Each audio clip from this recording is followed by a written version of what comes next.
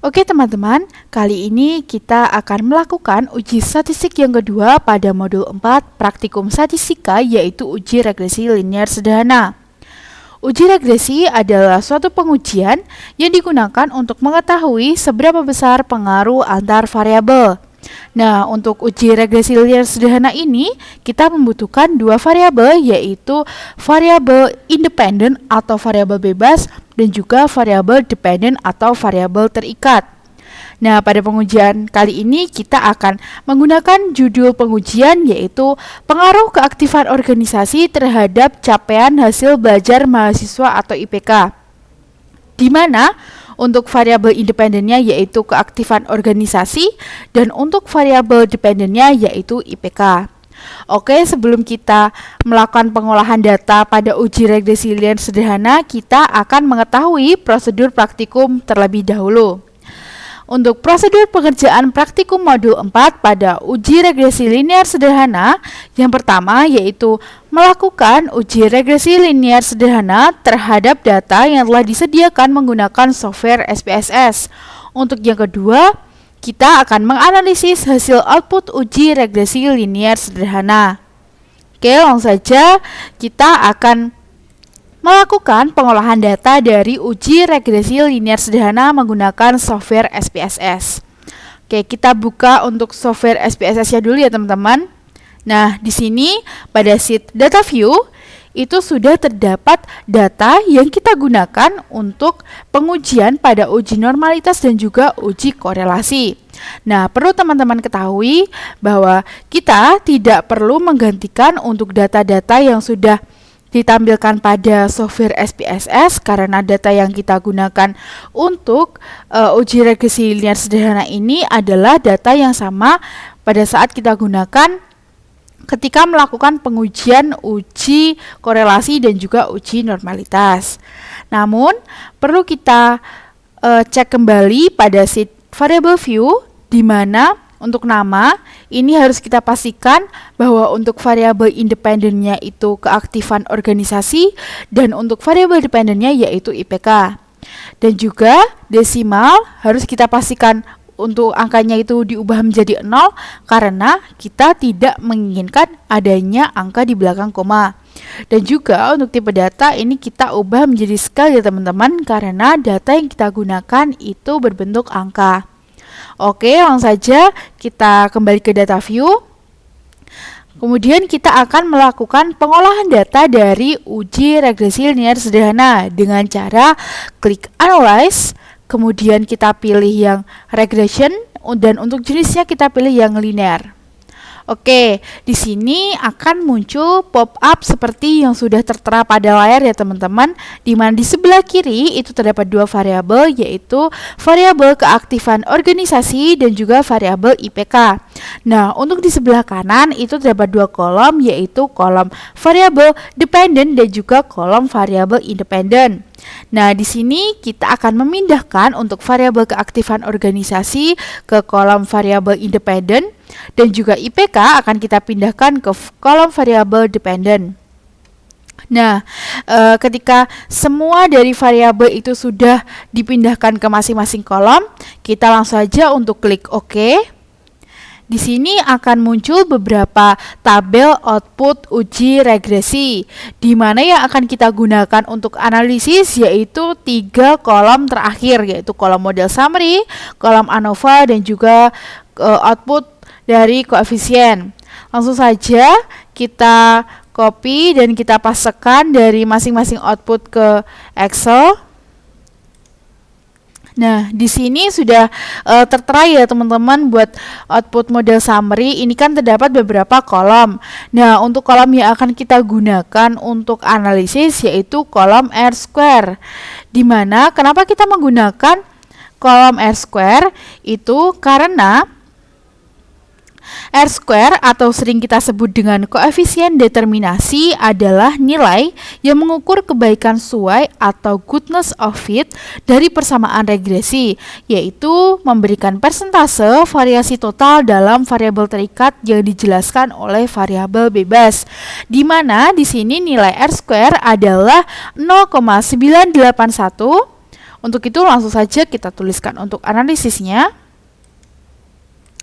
Nah, untuk analisis dari output model summary yaitu hasil yang diperoleh dari uji regresi linear sederhana output model summary bagian R², diketahui bahwa nilai koefisien determinasi sebesar 0,981, yang artinya pengaruh variabel independen dijelaskan oleh variabel dependen sebesar 98,1% dan sisanya sebesar 1,9%.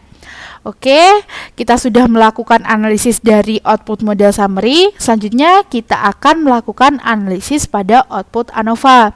Kita akan kembali ke software SPSS, kemudian kita copy untuk output ANOVA dan kita pastekan pada Excel. Nah, di sini juga sudah kita pastekan dan kita melihat adanya beberapa kolom pada output ANOVA ini ya teman-teman. Nah, perlu diingat kalau kita akan menggunakan dari analisis berdasarkan nilai DF1, nilai DF2, dan juga nilai F-hitung, di mana nilai DF1 ini memiliki nilai sebesar 1 yang diperoleh dari jumlah variabel dikurangi 1, di mana jumlah variabel kita yaitu 2, ada variabel independen dan juga variabel dependen, dikurangi 1 maka hasilnya 1. Sedangkan nilai degree of freedom 2 itu didapatkan 38, itu kita dapatkan dari jumlah data pada variabel sebesar 40 dikurangi dengan 2 maka hasilnya 38. Nah, di sini juga ada nilai F-hitung, di mana nilai F-hitung diperoleh sebesar 1946,179, yang nantinya nilai F-hitung ini akan kita bandingkan dengan nilai F-kritis. Nah, untuk itu kita mencari nilai F-kritis terlebih dahulu ya teman-teman.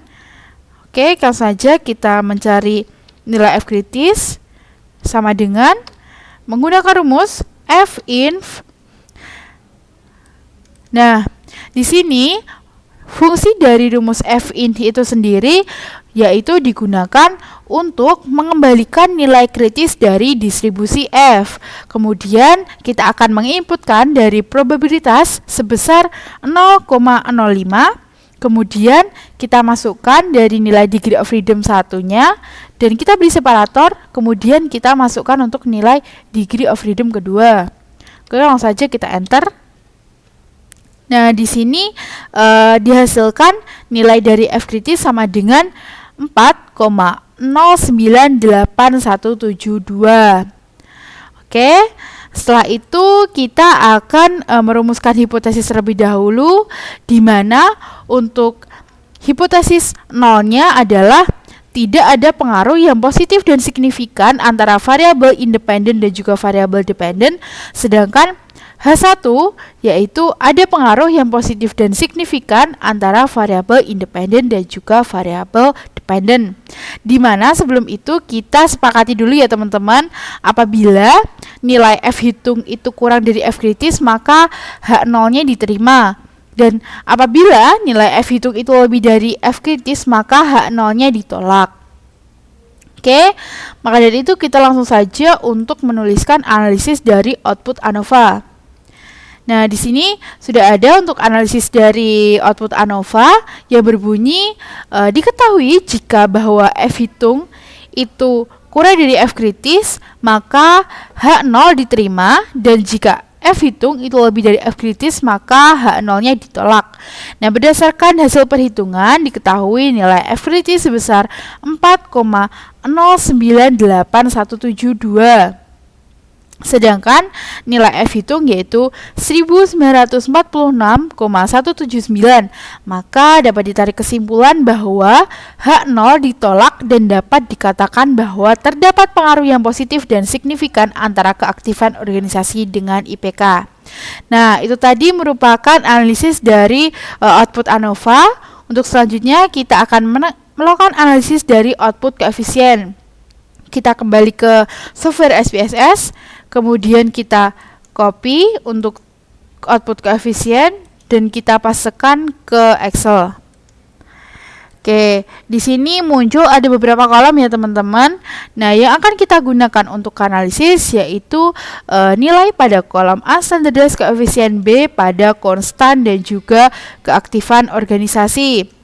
Di mana pada output koefisien ini kita akan menggunakan persamaan Y sama dengan A plus BX, di mana nilai A merupakan nilai konstan dan nilai B merupakan nilai dari keaktifan organisasi. Untuk itu, kenapa kita menggunakan dari kolom unstandardized coefficient yang B? Karena pada kolom unstandardized coefficient kolom B menunjukkan hubungan antara variabel independen dan dependen sesuai dengan satuan awal yang data digunakan, tanpa adanya perubahan atau penyesuaian data. Sehingga langsung saja kita dapat tulis analisisnya, yaitu hasil yang diperoleh dari uji regresi sederhana tabel koefisien variabel independen terhadap variabel dependen adalah nilai koefisien A sebesar 3.373,321 dan nilai koefisien B sebesar 0,147. Jadi, didapatkan bersamaan Y sama dengan 3.373,321 plus 0,147x. Nah, itu tadi merupakan pengolahan data uji regresi linear sederhana.